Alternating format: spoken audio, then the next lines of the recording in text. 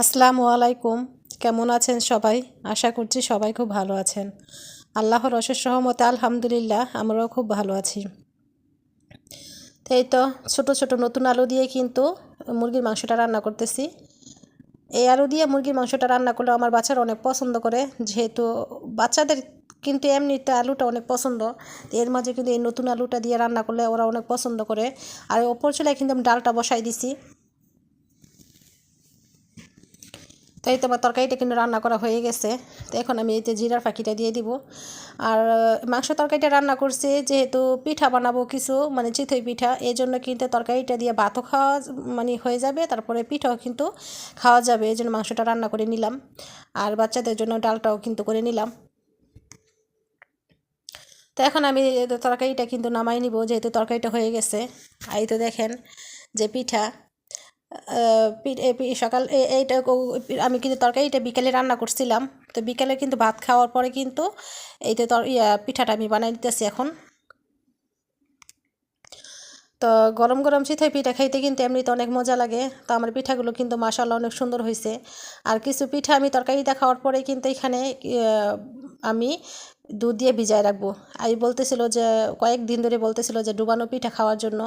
তো এই জন্য একটু বেশি করে বানাইতেছি, যেহেতু এমনিতে খাওয়ার পরে মাংস দিয়া নাস্তা খাওয়ার পরে তারপর আমি কিন্তু পিঠা আমি দুধ দিয়ে ভিজায় রাখবো। ডুবানো পিঠাটা কিন্তু আমি অনেক পছন্দ করে।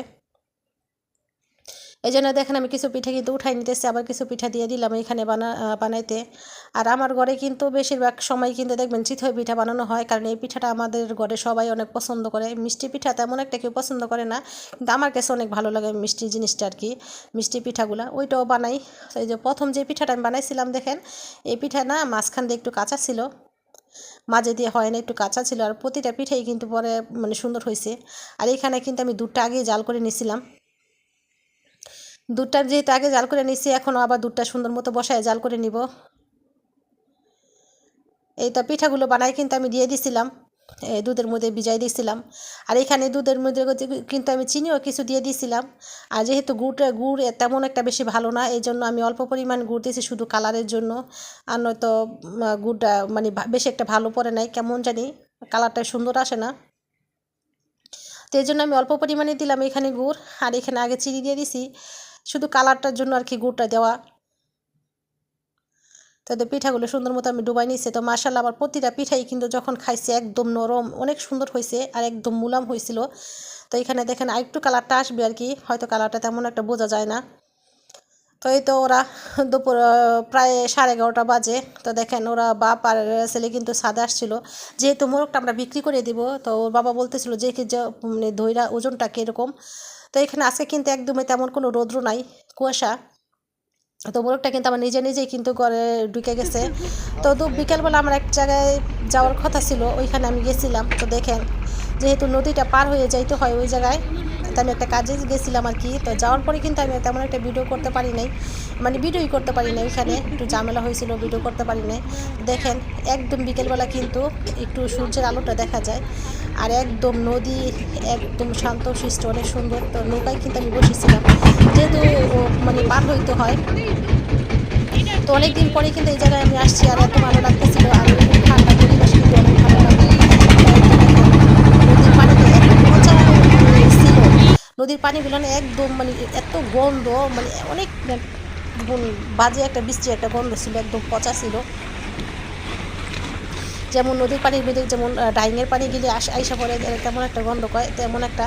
এই তো আমি উপরে উঠে যাইতেছি।